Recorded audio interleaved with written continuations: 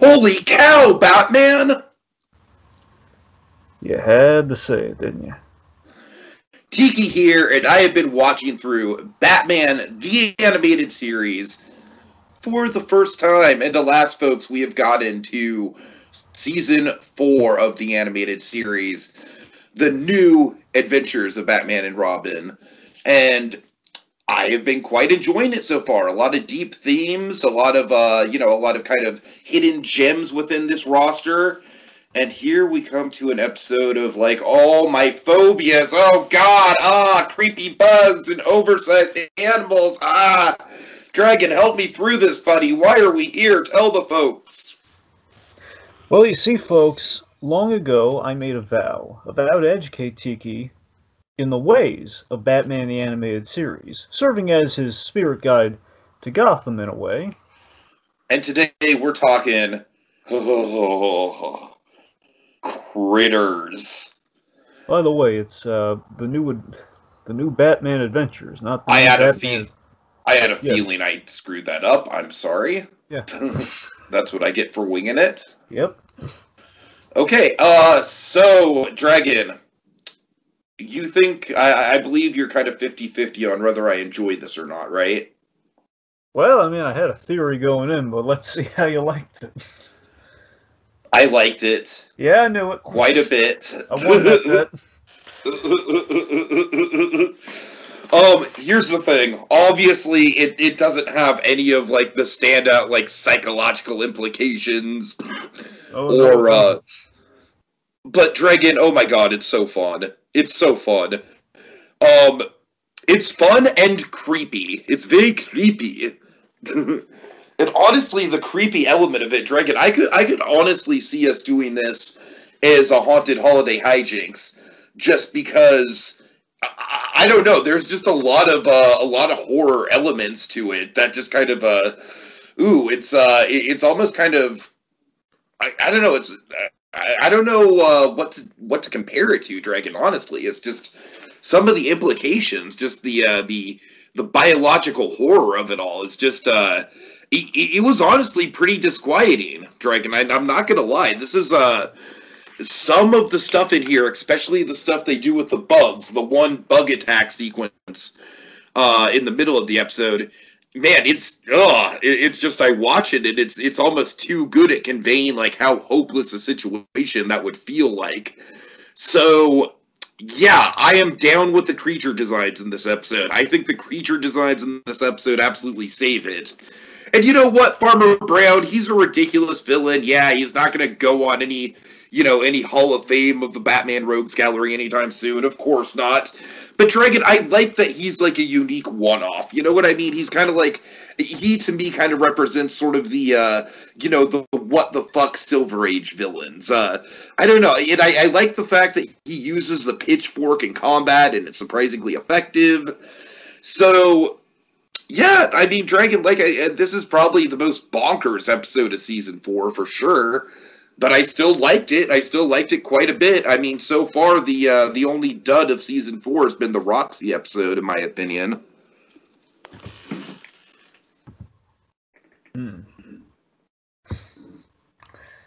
All right.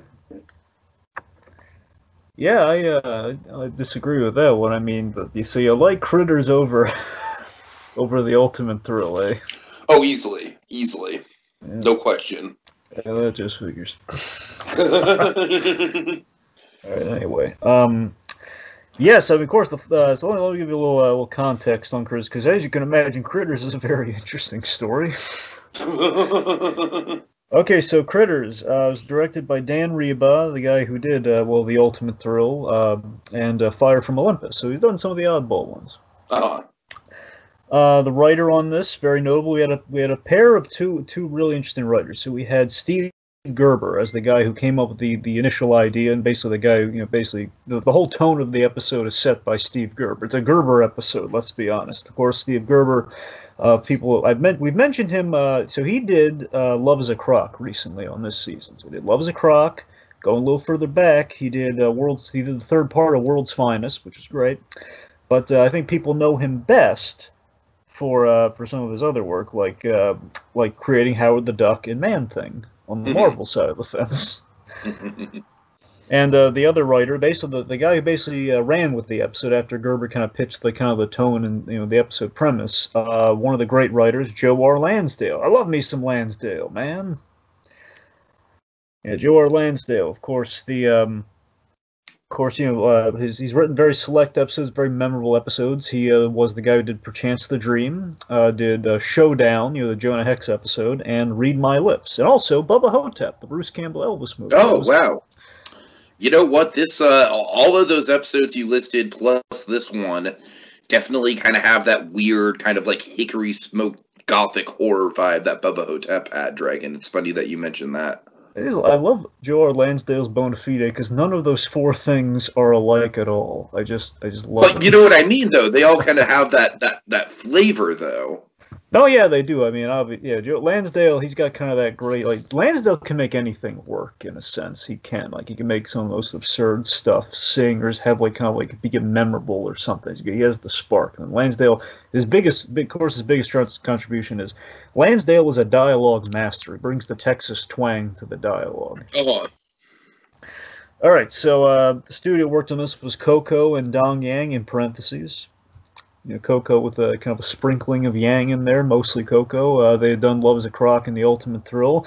And, so this is the most infamous episode of Batman the Animated Series. At the very least, New Adventures, but I mean, it's... Dragon, that's why I'm here. That's why we're doing this podcast. These are the moments I live for when it comes to the animated Batcave, Dragon. This is the kind of stuff that we signed up for. Is my wildly different takes from the fandom. Because I am someone just going through all these episodes. I'm a Batman fan mostly through the movies. We've established that.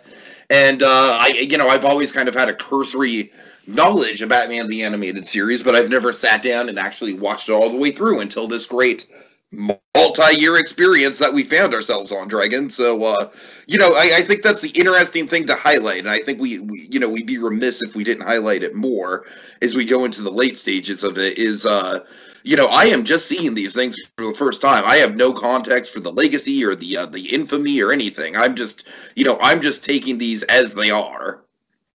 Well, it's funny. I don't know if you knew this going into this or not, but, so this, the crew that worked, the crew, as in, the guys behind the scenes, like Dan Reba and so on, they know this is a pariah amongst all the Batman episodes, but they love it. Oh, good. Well, I'm on their side. They really do. They love it pretty much for the same reasons you do. I imagine it's just So Gerber outlines this. He outlines the tone. Now, Steve Gerber, in regards to superheroes, he's not, as you can tell by stuff like Man-Thing and Howard the Duck, he's not a traditional hero guy. He doesn't really believe in kind of your clean-cut, kind of simplistic superhero stuff, which is why you get an episode like this, or kind of a weird pairing like Love is a Crock. Where, he was, but here's the thing, so Steve Gerber was unavailable at the time, though. After he kind of pitches the episode, he can't really work on it from start to finish like he did, say, Love is a Crock. So, they're unavailable, so they get Joe R. Lansdale in there, and of course he brings very much all the American Gothic stuff that's coming from Lansdale and his Texas style, and again, the dialogue flair, that's all Lansdale, baby. And again, at the time they're working on it, so again, now the crew loves it. At the time, a lot of them were looking at it like an eye chart, like there are lobsters crawling out of this episode's ears, what? What is, Alan Burnett had to defend doing this episode just to get it done. Guys, I don't know about this, but no, guys, come on, it'll be fun. Dragon, that's the thing, that visually, this episode is, to me, one of the most striking and, frankly, kind of disturbing showcases of creature design in the entire Batman the Animated Series. I mean, just from an aesthetic creature design point of view, as someone who, grew up on stuff like Ray Harryhausen, I dig this kind of stuff, man. It's not deep at all, but neither was Harryhausen. But, I really, as Peter Jackson would say, the monsters and lizards and icky things. It does kind of awaken a passion for kind of B-movie stop motion crap that I have. I was going to save this for later, but since you seem really enamored with the creature design, I might as well share it now. So here's how we get those creature designs. So this is not they got a freelancer to do the creature designs essentially. So they got so there was an artist who came in, basically brought his stuff in, like hoping to work on the show, and he happened to have a lot of creature designs, and they kind of like Floyd Norman essentially with Disney. They kind of kept the stuff on file, and they called him up one day. So the artist's name is Kato, I believe Kato Youngheim. Oh man, I'm sorry, Youngham. So Kato Youngham. And his style is very much kind of the freakish, basically I think it probably sounds like a Bruce Timm nickname. The nickname was kind of, it's like Jack Kirby on acid. That's kind of like what the animal style is. It's kind of like a Jack Kirby look, but on acid. A dragon, honestly, that makes me appreciate the episode even more. Like, yep. This episode is obviously, like, as far as the actual story goes, you know, I'm not going to mince words here, folks. It's towards the bottom of the list. There's not a lot going on of substance here. But, I mean, as far as just a sheer visceral kind of like, you know, like action horror outing, and just Batman being involved in something that is truly horrific with one artist's touch on the creature designs, Dragon, I got to tell you, I appreciate the hell out of that aesthetically. Like, yeah, that, I'm really down for that. You gotta remember, they're absolutely they're begging for like a freelancer on this sort of thing, because you gotta remember, Tiki, especially in the DCAU. I mean, Bruce Timm's attested to this. He hates drawing horses. He hates drawing animals, but especially horses. I mean, I know there aren't any horses necessarily in this episode. I'm just saying the four-legged animals are really. Well, I'm not an animator by any means, but I can tell you when I tried to draw in high school, yeah, horses, animals, anything on four legs, Dragon, anything on four legs. I was just terrible at. I could never get the angles and the perspective down. Exactly. So the idea had like a guy freelancing, but it also had kind of the cover like, well, they're really weird looking. So if there's a mistake, you know. Did they freelance the T-Rex? No, they did not freelance. Not to my knowledge, but I did. Anyway, last thing, so again, stylistic. So this is like the last kind of fun thing along those lines. So Joe R. Lansdale, he kind of looked at, so again, he worked on the original animated series with the episodes I listed before. And he comes to this, and now the game is new. The game is all changed, and he basically kind of threw his hands up in the air. Well, I like the older stuff more, so basically we're kind of like in that third season of Batman 66 with this revamp, so he kind of threw his hands up in the air and just like, okay, let's. It was kind of his response to, new adventures, not quite as fun to write for as the original. So I'm just going to make it fun on my own terms and go like the full jump, like post shark jump Batman. That's where we are now, which it's kind of led to kind of like just basically having fun. Less Batman episode, more fun. The way kind of these tactics. So all that said, let's. It's totally just like a '50s stop motion creature feature, just in the form of a Batman the Animated Series episode. This episode's Joe Dante's wet dream. Let's just say it. Yeah, absolutely, and there's that to me makes me appreciate it all the more. What if Joe Dante directed a movie based on the 50s, like out there sci-fi, weird B-movie Batman comics that we got in the 50s? Oh, man. That's kind of what this episode is kind of a peek at. Like, let's just do the weird 50s Batman stuff. Right. In our serious Batman show. So all that said, let's start this rodeo. Okay, so we start with the Farmers Expo, and by the way, it's the the Agricultural Expo. Yeah. Expo. And I like that even something as down to earth as farming gets like a big World's Fair style expo in Gotham, Dragon. That is cool. And Gotham loves their World's Fairs. So and I also love my World's Fairs, so that's something I really dig about the show. Fantastic. So we have this very rural microbiologist by the name of Farmer Brown and his daughter Emmylou. Can we get more stereotypical country names, folks? I don't think those country names are on the nose enough, Dragon.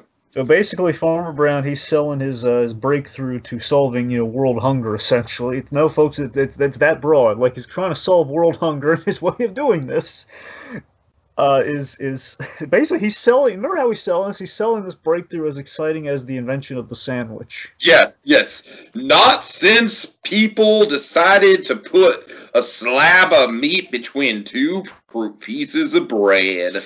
So that Lansdale dialogue, a lot of fun, eh? So, So this is just perfect. So we have Peter Breck is coming to do the voice, and the Peter Breck mixed with that Lansdale dialogue makes for a lot of fun with Farmer. While I don't approve of Farmer Brown, I do have to say he is quite enjoyable. I can't take that away from Lansdale's dialogue belongs in this character's mouth. It really does. So this guy Breck actually drove from he's a local to Canada. He drove from Canada to the record session. I want to say in like Burbank or wherever they are. So I mean, that shows dedication, don't you think? Yeah, yeah. Anyway, so all right, so basically, he's like, you do with this new breakthrough, will be enough hamburger to feed the nation, and you can use a whole drumstick to feed a whole family for Thanksgiving. Okay, can I just say that I really think that the use of steroids in food is frankly kind of gross, and yeah, like whenever I see a piece of chicken or something that's unnaturally big, I just like I don't like it. I don't like the anyway. So that alone, Dragon, that alone made me like kind of uncomfortable with this episode's premise. Like it really started to kind of like put this insidious vibe in my mind from the get-go about this guy. So your reactions are smarter than mine, because if I saw giant chicken, I'd be like, "Oh, look, it's giant!" Like someone threw one of the Ant-Man discs at it. Look how cute that is. Like, no, I don't. That's the thing, Dragon. For me, I have a thing with things that are larger than they should be. I have a thing with that. It's Wait, are you telling me there's a fear of giant things now? Kind of. It's hard to explain, but there's a fear of like oversized things, like things that are bigger than they should be, if that makes sense. No wonder you had that freak out in the middle of Ant-Man and the Wasp. Oh God. He's too big! He's too big! Okay, no, all seriousness. So, all seriousness, what am I saying? So, boy, Farmer Brown's introducing growth hormones. Basically, his plan is to use growth hormones to make giant mutant animals, aka critters, if you will. Otherwise, critters. Make giant critters to solve the nation's hunger problems. And his main kind of draw and demonstration of this is a giant sheep. Oh God! And Dragon, just right from the get-go, it's almost Lovecraftian. That's a word. Yeah, Lovecraft is the perfect comparison. Where it's just like it shouldn't be of this world. Nope. So basically, like, from the inside, you can just tell this poor creature is just screaming, "Kill me! Oh God, why the pain?" I didn't get that. I got like more like, "Hey, stop taking my picture," because basically all these cameras seem to spook it. But I mean, there could be other anguish going on, sure. So the sheep breaks out, causes a rampage instantly. This was not a very well thought out plan. So then Bruce Wayne, who by the way he's there because it's a World's Fair event. He's there. I got to admit, I get why Bruce Wayne's there. I get why the mayor's there. I don't get why Jim Gordon's there. Yeah, why is like who could have predicted things would go this awry?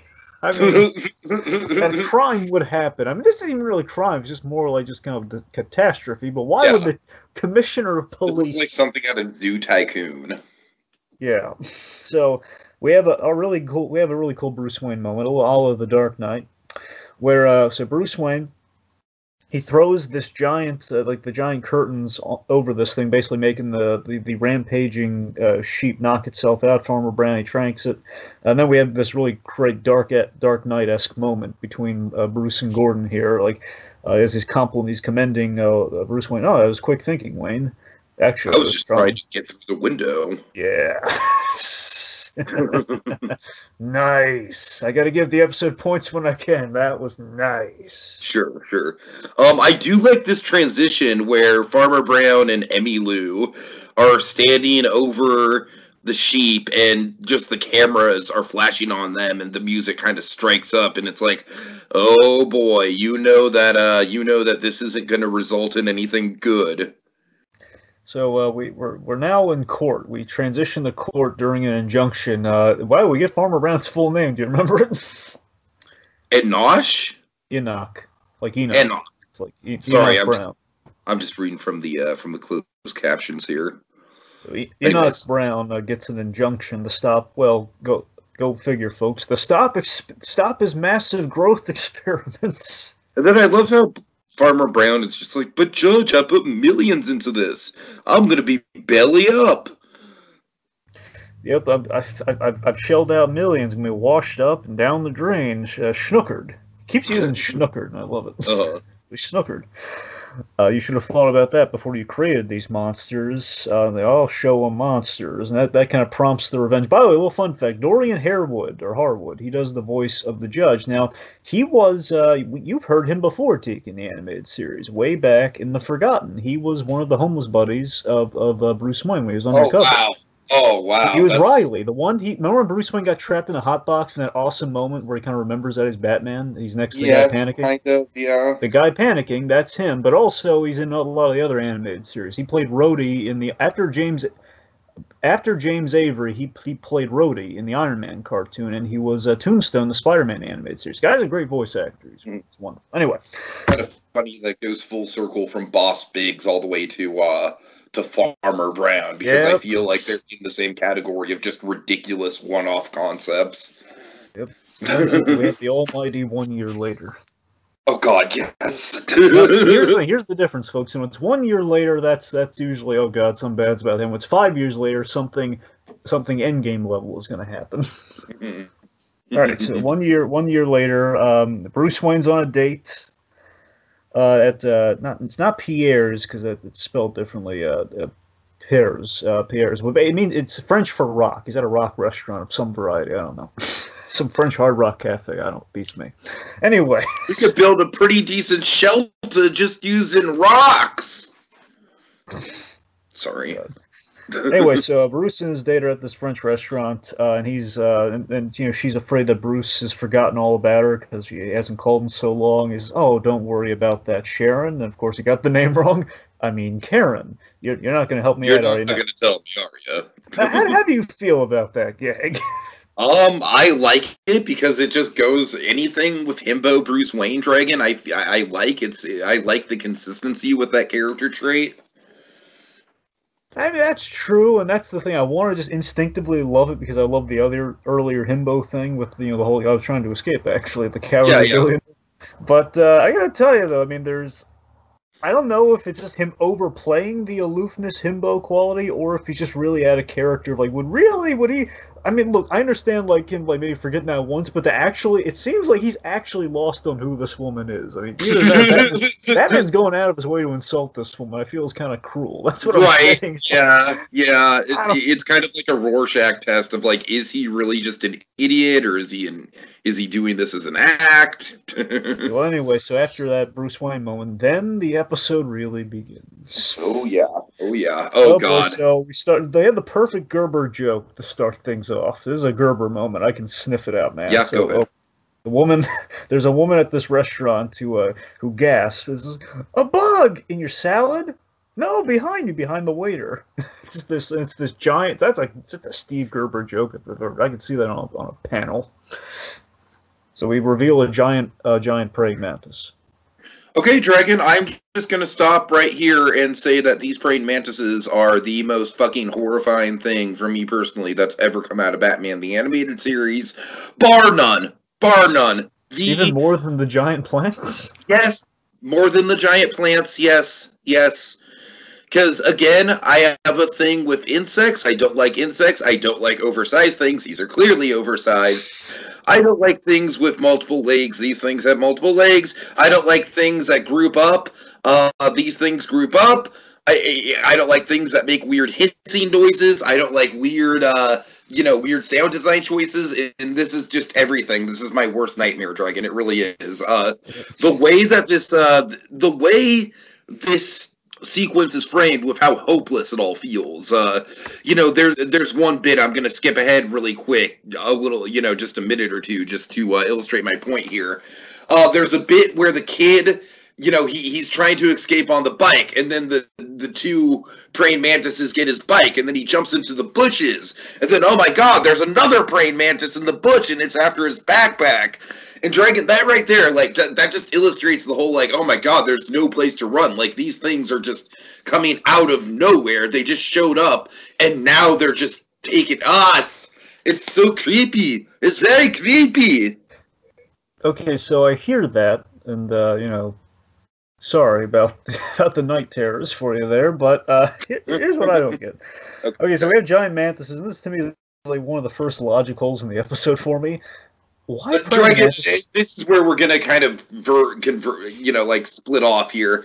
Because at this point in the episode, with how visceral it all is, I'm not even like remotely thinking about logic. I'm just thinking about like how fucking scary this is. It's like my question is like, still after all these years, it's like, okay, why are praying mantises when our villain's a farmer? His whole shtick is farm animals. The whole opening scene was a sheep. Why praying mantises? How do we go from because bugs are scary and these things are scary. I don't care. But you see my point, though, right? I'm not crazy, right? It's I see your point, but I applaud the choice just because it's very effective and very creepy. Anyway, so the point being, we then have like the kind of a 50s Batman meets B movie, as like giant mantises wreak havoc, and like a cop's trying to shoot him. It has no effect whatsoever. Batman saves the cop with a batarang. Let's say he lures him to this very convenient pesticides truck, and he's like using a canister on him to spray him, and then seemingly, emphasis on the seemingly, they all go to pieces, very icky, and Batman catches one of the heads. Oh, that's another thing. I'm sorry, just seeing one of them get its arms torn off, then fucking slowly die on the ground on camera. No! You literally see it turn into an empty fucking husk! I'm sorry, I thought you were afraid of these a second ago. Don't you want to see him die? I don't. The process of death on screen. The process of death on screen.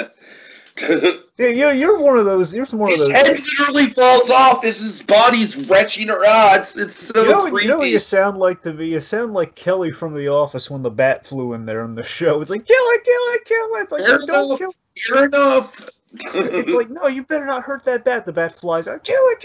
Oh, God. You know what? Yeah, I can see that. I'll take that. Respect it. I'm afraid of it, but we gotta respect it. No.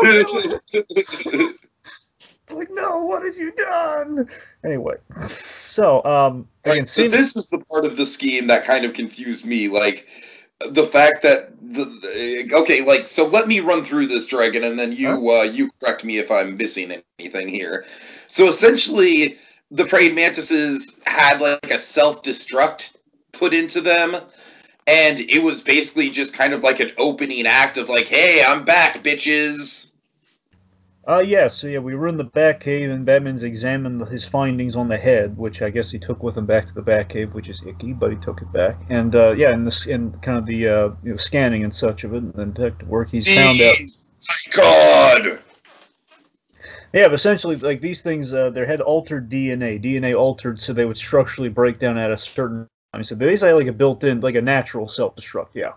So they they literally fell to pieces. So that's Batman spraying them didn't kill them like we thought. It's like they just fell to pieces, which means those things really were indestructible. Yeah. Right. Okay, so point being, it's a demonstration and a preview for what the kind of our new agricultural terrorist has in mind. Okay. Okay, speaking of said agricultural terrorist, we got a Farmer Brown's lair. Which initially, can I just say, I fucking love this setup. This is very Lost-esque to me. Yeah, so initially this seems to be a farm. Not exactly the case. I really love the way we frame this, Dragon. Like I said, the Lost element to me is like, where you start out and it seems like it's one location, but then there's a few details that kind of seem out of place until finally, slowly but surely, the whole veil is revealed on it. Love that. Less Lost, more Lindeloffian. It's like you can point to a lot of Lindelof. And Lost are one and the same. Well, I know, Teak. What I'm saying is, not just Lost, but a lot of Lindelof shows have this exact type of reveal in it. So, like, you look at Watchmen, you look at a bunch of stuff. There's like a reveal of a location like this, where you think and then like we're gonna go crazy. Like, oh God, you thought you were on like a little cottage somewhere. I'm like, oh boy, no, it's a lot bigger than that. Yeah, it is a Lindelof trademark for sure. Yes. Okay, so Farmer Brown, he's we see him just this introduction kind of tells you everything you need to know about the guy, how wackadoo he is. He's whittling a two-headed cow and spitting. By the way, you know, all the messed up stuff, even just in this episode alone, but in general, like we literally an episode ago we killed off Batgirl. We dropped her on her father's car from a great height, and then he's cradling his dead daughter in his arms, yet the farmer can't spit tobacco. He has just to spit. We're on kids' television. We can murder people, but, you know, chewing tobacco. No. Just saying. I mean, it was gross. I mean, I don't like chewing tobacco anyway. I'm just pointing out, this seems kind of silly, you know? Okay, so I love that the first hint that something is amiss is the very modern-looking sliding elevator doors of the barn, and that's a very Lindelothian thing, Dragon, where it's like you have this very kind of unassuming-looking location, and then suddenly it opens up and it's all very sci-fi, and you're like, wait, what? What's going on here? And then we also, like, we have these little subtle clues, too. Like, the farmer's daughter, Emmylou, she's lifting these giant chicken feed bags like they're nothing. She seems really strong, doesn't she? Oddly strong. And then, you know, like, we're kind of queuing up the plot here, where she's like, the livestock's all set to go to market, meaning, again, these are coded little foreshadows for what's about to happen in the episode. We've sent the livestock to its target. The kid won't shut up, and of course, you know, again, for the folks who know what a kid means, it's going to make a lot of sense. And let's see, then she's got to feed the chickens. Oh God, chickens. Then Farmer Brown goes up the elevator to his office. He goes up the great glass elevator. Yep, great glass elevator. And also, this is great. I love that. He has like the Truman Show, like kind of like reveal all these like his really fake looking background is what it appears to be. It's really fake looking background. It's like the end of the Truman Show. I love it. Right. So anyway, so we reveal the massive set. And anyway, so the chickens are being fed. Then we reveal, oh god, this is full on. So I can't tell you if the praying mantises were Kato's as well, but this is full on Kato Yongham stuff. You know, the giant mutant chickens with all the icky boils. That's Kato's work, buddy boy. Yeah, it's pretty striking in a good way, Dragon. It's something, I feel like it's something that you'd see out of like a Guillermo del Toro. Yep, I mean, del Toro probably love Youngham's work. I feel like this guy, del Toro, and Peter Jackson would just be the best of friends. Yeah, it'd be the three amigos. All right, so we have this, again, this scene, it looks kind of better than it has any right to be. We have this imposing, darkly lit scene. Farmer Brown overlooking, this is the thing, in another if the episode were just made, I don't know, it's like, I want to really like this. He's a Farmer Brown's overlooking the city that essentially spurned him. Because remember, the judge, when in his ruling, he also said, because he wasn't heartless completely, he said, okay, you're going to take the animals you've genetically altered, you're going to raise them, you basically have to raise them safely in captivity outside of Gotham, which means that's why he's on this island, we reveal. So Farmer Brown's on a giant farmhouse-shaped building on an island, which I still think... Lost! I still think that's dumb, by the way. Like, there's just happened to be this giant farmhouse-shaped building right on the outskirts of Gotham. I don't know. But still, man, the lighting of this scene's really good. The idea they're going for, so again, the theme of the episode is bigger is better. That's basically the commentary that Lansdale's trying to run with here. Is that, again, this guy's trying, his heart was in the right place, trying to, solve world hunger. Uh-huh. I don't feel anything for this guy, though, because he's freaky as all get out, and he's just, again, it's a really big overreaction. Like, Mr. Freeze is justified, okay? Like, the man essentially ruined his life, okay? This is like, that they're saying what I was doing was wrong. I'm gonna sick freaky monsters on him. Critters on him. Just anyway, so just again, I think the themes are there. Like, I think the ambiance is there. It's just kind of a weak sauce motive at the end of the day. It's like the city that spawned him, but does he really care though? I mean, if he can do all this, and again, like, where is he finding the additional money for this? Oh, I am not questioning you at all about this, Dragon. That element just does not hold up at all.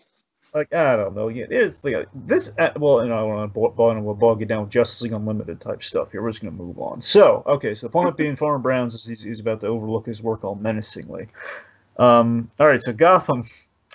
Oh boy, it begins. So Gotham faces giant bovine, a giant cow, and a Yeah, giant they're just bull. like they look straight like out of hell, Dragon. They really do. Just the kind of like the naked skin tones, and the glowing red eyes. That's funny you mentioned that. So again, it's very appropriate phrasing there because they look basically they're skinless with these with the I can best describe as these Mike Mignola-esque eyes. They're like Mike Mignola Right, from Hellboy. right. Generally speaking, Dragon, across the board, these creatures have kind of like a Magnolia feel. I Yeah. noticed. Exactly, and again, it's ironic given Mignola's done work for the series, but not this episode, not these animals. But again, very Mignola-esque. So then we have Batgirl and Robin in the Batmobile, which, by the way, little flagpole here. You're gonna see it one other time, I think, in this season, but this is the first time since I've got Batman in my basement, someone other than Batman's ever driven a Batmobile. Oh, nice, nice. This Kind of and flew the right by. Batgirl driving it too. That's a lot of trust, letting her drive the car. Yeah, yeah. All right. Then we So get the let's see. line, Yep. "Holy cow!" Had to say it. This Batgirl's calling out. You had to say it. Of course, he had to say it. Yeah, but you know what's funny? That might be the only holy we've ever gotten from a Robin in the. I think it is actually. I don't know if I want to say it authoritatively, but I'm pretty sure that's like in the whole DCAU. That might be the only time we hear holy. Huh. Okay, so then the giant chicken velociraptor pterodactyl things Yeah, the attack. chickens. Yeah, attack a GCPD blimp. Yep. I love when we use the blimps. The blimps are attacked by these chickens, and then Batman comes in with the jet glider. Again, the only variant Batman you actually ever need with the toys, like the one with the jet glider, because that was cool. So Batman's using the jet The glider. jet glider seems kind of like all-purpose too, as a transportation device. Yeah, and again, I like that logic with New Adventures, where Batman's taken like the little hang glider and he's kind of modernized it after his little run-in with Superman. You know, it's like I'm Yeah. going to use, yeah, it's like that we've kind of kept that going since World's Finest, like here and there when he needs it. So again, variant with a purpose. So yes, Batman's coming and flying on that, dealing with kind of the aerial menace. The bull, let's see. So the bull just utterly flings the Batmobile into a wall, and then it gets run over by a cow. And Batman gives like a really what? Like I'm run over by a like what are you? I let you drive the car this one time and just run over by a cow. What do you kids today? So let's see. So the pilots. This is what I'm talking about. This is the thing where I think Gerber's influence kind of bugs me on the episode, where again he doesn't really believe in heroes. Where Batman has the opportunity to save people, but it just doesn't really.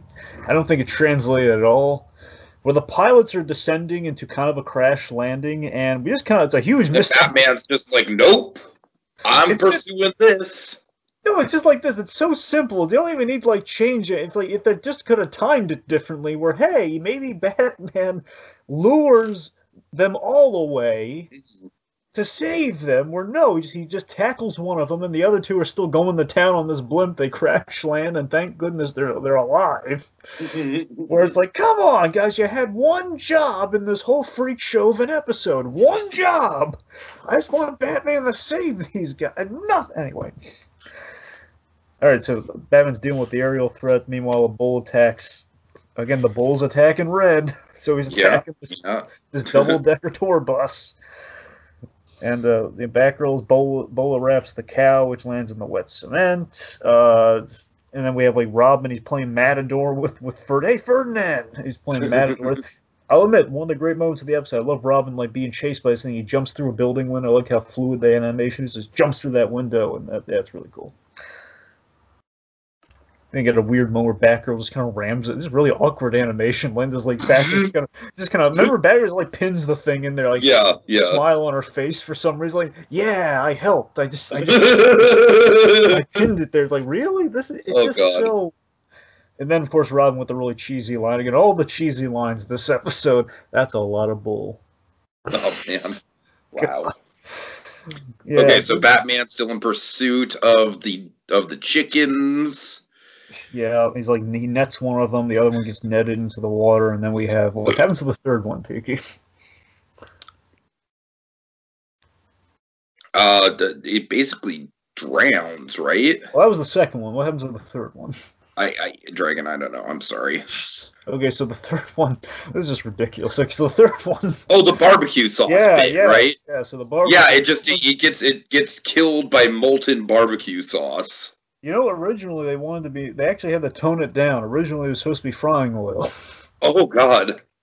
But it was too horrific and Watchmen-esque, I guess. So they had. Well, I mean, you still see the thing fucking die again. The process of life fading from a living thing, as scary as the living thing is still scary in its who own can right. really tell that it dies? It's just railing in like all sorts of weird agony at the jump start. Tiki, who can really tell? For all I know, it's just, it looks like I didn't see the agonizing. I saw more just it's like it just kind of stuck and like I give up.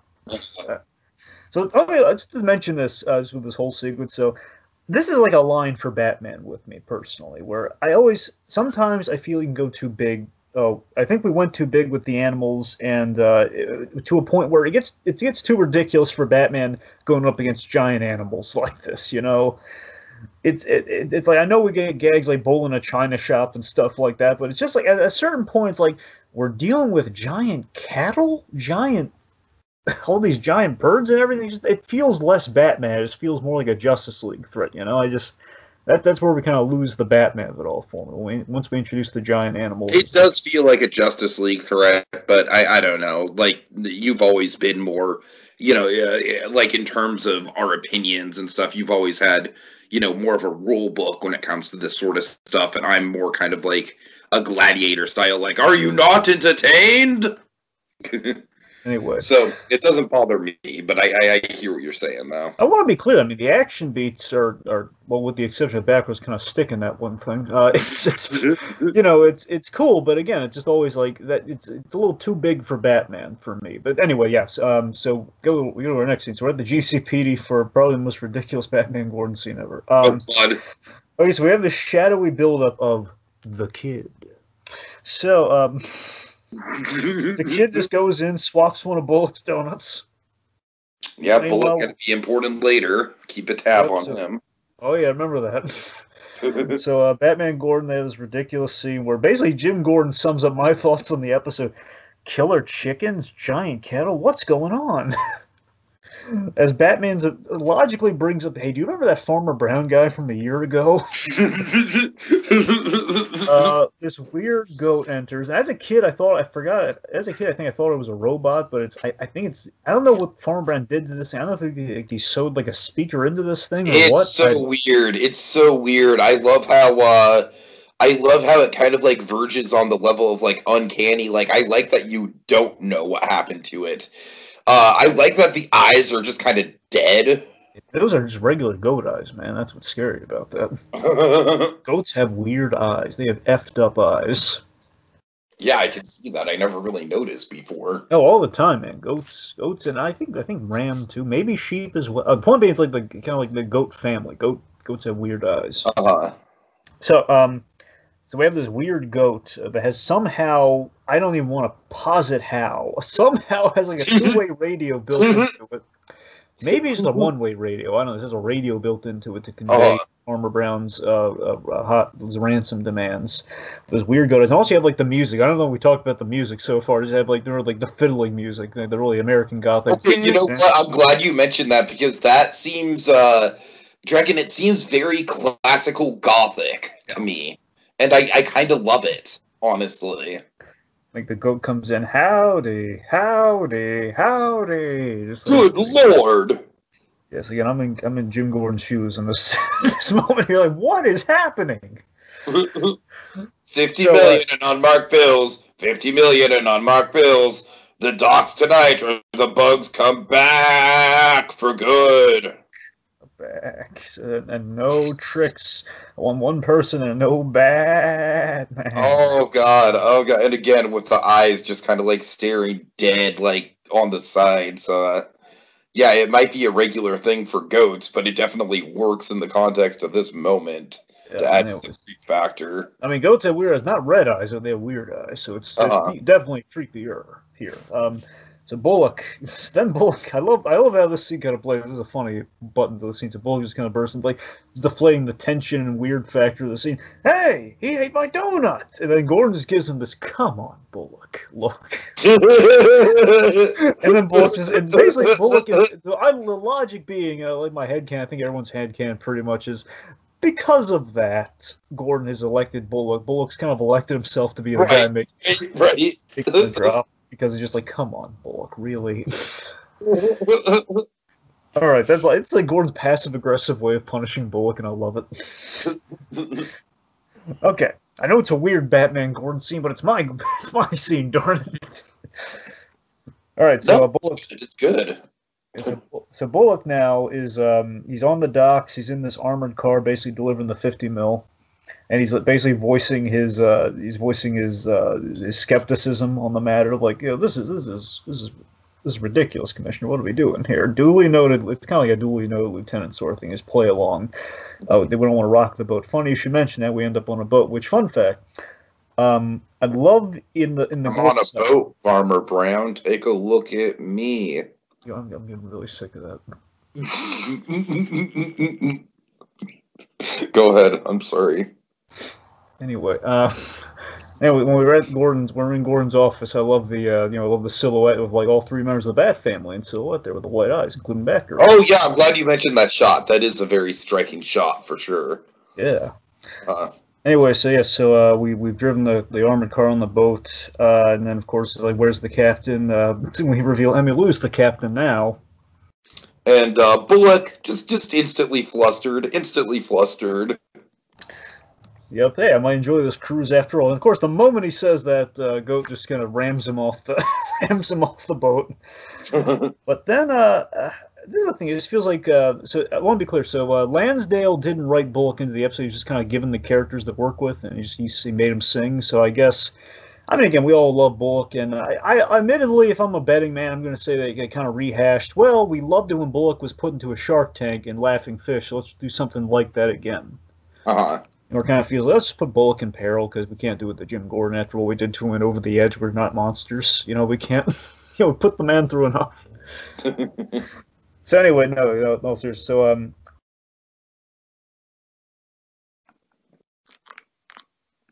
yes.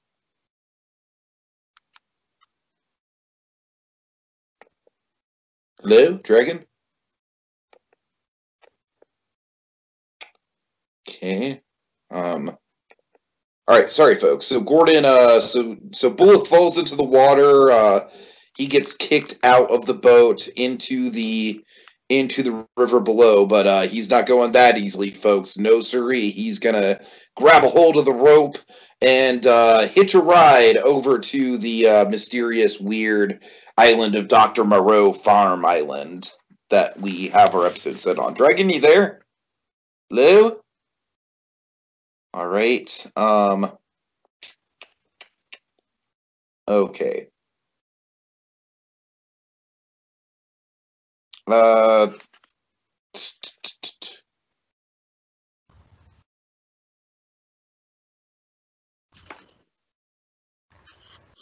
Okay, and after a weird technical difficulty, welcome back, Dragon.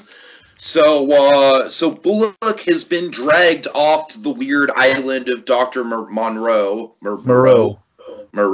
Dr. Monroe, Jesus Christ. I'm sorry. And then when he gets there, Dragon, and they discover him, what happens? What is his fate? What becomes of Bullock? Oh, we're going, well, we're not going full deliverance, thank goodness, as weird as this episode is. So Bullock's caught and he's brought before Farmer Brown. Squeal like a pig, boy. Well, pretty much, but okay, so Emmylou saying, I found him on the side wetter than a bag of drowned cats. So again, the American Gothic dialogue at full play at this stage of the game. It's not polite to show up at a fellow's abode without an invitation. Gee, Snuffy, I guess I forgot my manners. And basically, okay, make him hog slop. Toss him in the hog slop. So then, again, importantly, now Emmylou says she just picks Bullock up over her head. Now, folks, in case anyone's a little like fuzzy, Bullock especially with this revamp. Big guy. Very big. I'm a big man, Sponge. A big, big man. Sure.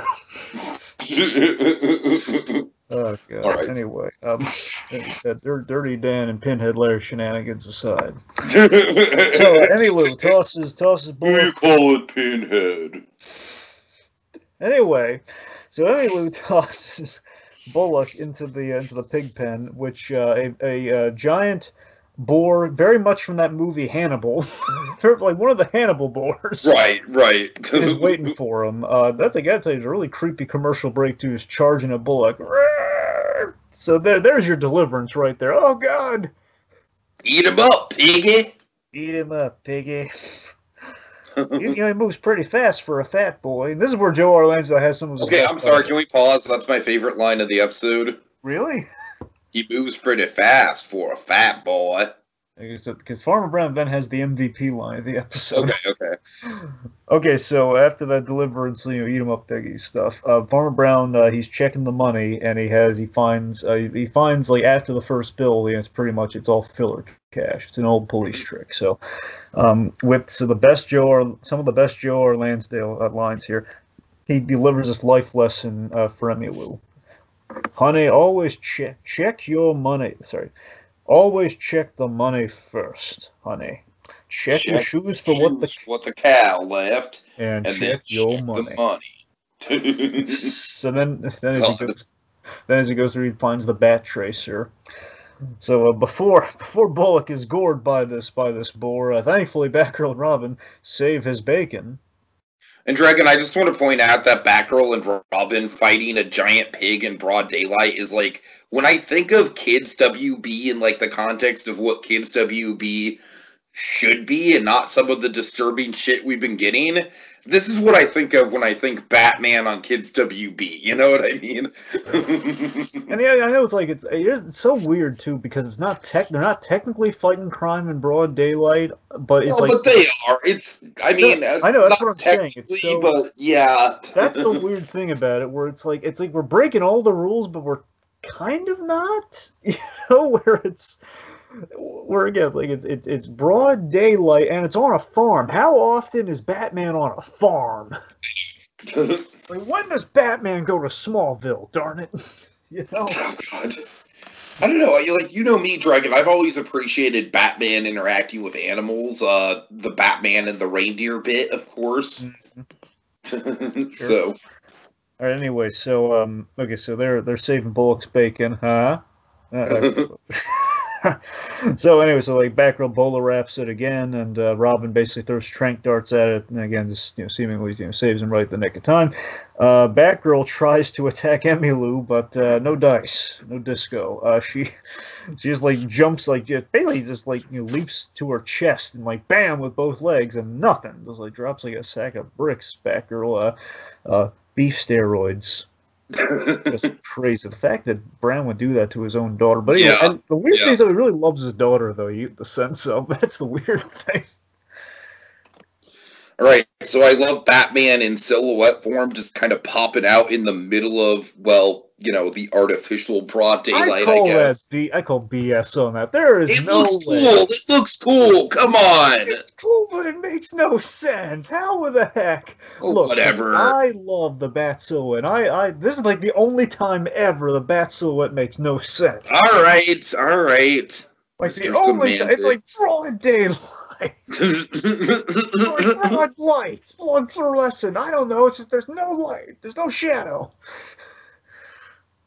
Anyway, then we have the dumbest fight in the animated series ever. Just the one thing I have to contribute to this is I actually think the fighting with the pitchfork is kind of cool in just a combat sense of the word. I think the pitchfork is a surprisingly effective weapon. I don't know. I like it better when Scarecrow has the pitchfork. I know that much. Look, that's all I'm going to give the fight in a positive light, Dragon, all right? Other than that, you can just, by all means, just have at it. But look, I'll take a technologically advanced pitchfork, but, here's the thing. So, how...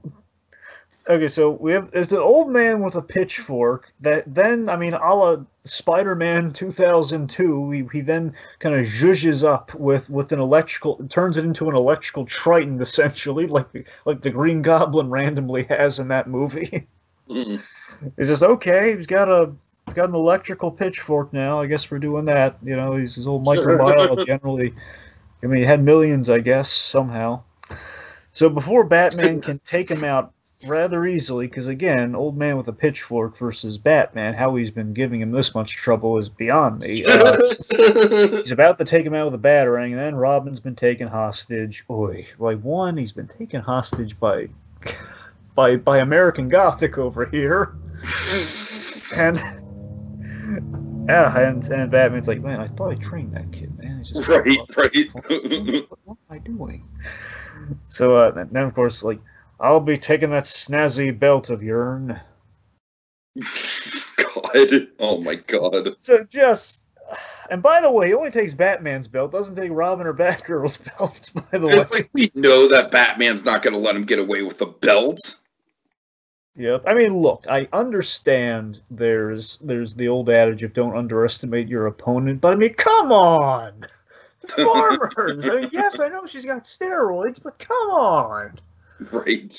He's taking on Clayface! And Killer Croc! Come on! Yeah, it's Anyway. a bit wonky. Okay, so the Bat family and Bullock are put into this giant kind I of love green. that Bullock is literally just kind of tagged along for the ride at this point. I think Bullock gets the best line of the episode, but we're going to get there. Okay. So he's put into a grain silo, which has been converted to kind of a rocket silo. How apropos. It's actually a rocket, Bat folks. Bat folks. It's just like, what's the noise? And his Batman is very, very, very deadpan. Says insects. Oh God. It just feels like Batman doesn't want to be in the episode anymore. I'm not saying anything on Connor's No, it point. does. It does. I hear you. I kind of got the same vibe. I think it's intentional, mind you. It feels like Right.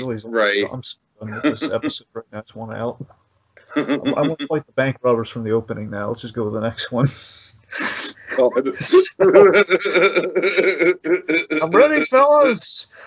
Anyway, All right. so we reveal the plan here, which is okay. The last stage of the Farmer Brown's plan is we have all these kind of this hive of these. I'm sure this is set well with you. All these praying mantis eggs. Oh yeah, this was great in terms of like a creep factor, Dragon. It was. I mean, that's, I'm not gonna fight you at all about how silly this all is. This episode is more than jump the shark at this point. I'm not gonna fight you on that, but I do still genuinely like how creepy the fucking bug eggs are. Speaking of those bug eggs, so they're at the top of this little ship, this little rocket silo thing, and they're poised to land in Gotham Park Lake, as in like the kind of the body of water in which they'll crawl out of, and then they'll wreak havoc on the city, I guess, being the plan. So basically, and again, which will lead to an invasion of bigger and better, if you will, hence the theme. So so again, using bigger and better in the negative sense to kind of the out on Gotham, which spurned the farmer being the big end goal, which is still weak sauce. So and again, these are long-lasting bugs, and we have like a fourth wall moment here where the Farmer Brown looks at the camera essentially. Oh, I guess it looks at the camera. The people of Gotham are gonna make sure they they're well fed. And there's like the fourth wall look at the camera. If you catch my meaning. And again, here's my big problem with this plan. So the question is, again, just in the first place, why bugs, given the farming angle? But secondly, just to the actual plan, I don't know if Farmer Brown realizes, but wasn't the livestock that he's just stuck with anyway? Weren't they much more effective than the praying mantises? I mean, the only logic I see is that I guess they'll reproduce, but you could say the same if he had enough cattle. I don't know. It's just I don't know. Anyway, so if you catch my meaning, but so the rocket's about to launch. Farmer Brown and Emmylou are getting away on a boat to kind of watch their work, and then Bullock has the line of the episode. He says to Batman, So you survived the Joker and the rest of those freaks only to buy it from Jed Clampett and a bunch of bugs. And I gotta be here to see it. It's like Yeah. it's like well, that is very much so. I am like 100% sure that that this is the writers just being like, yeah, folks, we know this is ridiculous. Mm-hmm. It sums up the absurdity, but also, I mean, there's a little bit of there. I love that there's an acorn of truth about Batman as a whole, whether it be a 50s weird Batman or not, is that Batman's always potentially going to die in the most ridiculous or weird or themed way possible. Like, he could be killed by a giant dick-spraying piano, for all we know. He could be killed by anything. Giant shark. You know, he could be killed by all sorts of things. And I mean, again, Bullock kind of framing it, just calling out how ridiculous it is. I mean, Batman could die this way. So one of the mantises hatches early, and then Batman has a plan, which then leads to some just really, you get a sense Kevin Conroy's just trying to play this as Batman doesn't want to be here as he can. It's like Batman's the straight man's of this ridiculous upset. Over here, that's right, look at me. You know, he dodges the pincers and the arms, takes the door off, and they escape. Then Bat, as the rest of the guys are escaping, pretty straightforward here. What happens with the rest of the episode? Batman drives the armored truck into the launching rocket, which leads to, like, a bunch. He basically destroys the hive, really icky, like squashed a bunch of bugs. Eee. It then causes kind of like a Challenger explosion once the rocket launches, and we have this fun moment with Farmer Brown and Emmy Lou's taking in like their handiwork. It's pretty, ain't it, Daddy? And then, God, that so is. at this point, I'm done with the episode. I'm just kind of like, all right, this gothic horror shtick is done. Like, I like the gothic horror at first, but now I'm just kind of done with it. Right? It wears out its welcome. Yep. That it is, Pumpkin. That is. So they have this Challenger explosion. Dag Nabbit throws his hat down, and then Batgirl then delivers the line. Now that's pretty. Which, come on. That was dumb. That was very dumb. Very dumb. Originally, they were going to have Batman say it, so it could have been dumber. So basically, aftermath, Farmer Brown, Emmy Lou, they're arrested. Well, today's certainly been one fine howdy. How do you do? So Bullock's saying, don't sweat it, Pops. It's only going to be 10-20. And hey, maybe we could find you and Daisy May a nice prison farm. And we have like a last look at the island Lair, which in shadow looks exactly like a farmhouse. And that's the episode. Oh boy. All right. Dragon, I'm not going to lie. This is one of those rare instances where, like, going into it, I was pretty high on it. And I got to admit, recapping it, yeah, it kind of badgered me into submission of like, yeah, this isn't that great, is it? It's got fun moments in it. I certainly adore the creature designs. That's easily the best element of the episode for me. Look, it's still one of the weaker episodes of Batman the Animated Series, and after this discussion, I will go as far as to admit that. I think I have more fun with this one than most people do. But still, it's got a ton of flaws. It feels very out of character. It's a weird enigma of an episode. Oh, yeah. Final thoughts from me. Look, the episode is fun. It has its clever moments, again, especially within the dialogue. Basically, all of Farmer Brown's dialogue's fun and well delivered. I mean, I can't take that away from the episode. Again, it's kind of clever in that respect, but again, at the end of the day, the biggest problem, the biggest kind of sin it commits, it's not a Batman episode at all. You could take Batman out of this episode and just like insert any generic hero. You'd have the same episode. Pretty much, yeah. It's a shame. Here's the thing. It's a shame that Joe Orlands did. He got so busy. That's why he only did so many episodes of the animated series. It's a shame this was the last thing he wrote for Batman. I mean, he had a blast writing it, no doubt. But yeah, it's no Perchance to Dream. It's no Read My Lips. You know, it's. I mean, look, for me, I've seen some of the best Batman writers fall prey to the whole, like, sometimes we go too big for Batman. Essentially, we jump the shark. We're like, look at Tom King's Batman. I like that Batman, but there's like an arc in that where like Batman just fights a giant monster invasion in Gotham, a little like this. It's too big for him. It just doesn't. Again, it's a Justice League thread. It just, it's like, it just feels out of place. And that's kind of the thing with me with this episode. Like, that sequence, while cool with the animal designs, just kind of loses steam for me character-wise. Where Just it's a guy with bad ears, not Batman. That's kind of what we're dealing with here. It's it's an episode. Basically, this episode is an excuse to do a fun Steve Gerber stuff, which the episode is. It's a love letter to Steve Gerber. I can't take that away from the episode. It just features a deadpan Batman response only. That's what we're doing. Batman doesn't factor in. It's ultimately it's a throwback to season 3 of Batman 66. We're running out of gas. It just doesn't play well. It's a creative exercise, not much more. This episode might have played a lot better than like something like Batman Brave and the Bold, but not the DCAU. Yeah. Okay, for God's sake, Dragon, take us out of this episode, please. A felonious feline cult, a reunion on the rocks, Batman versus Catman. Can Batman and Catwoman work together again?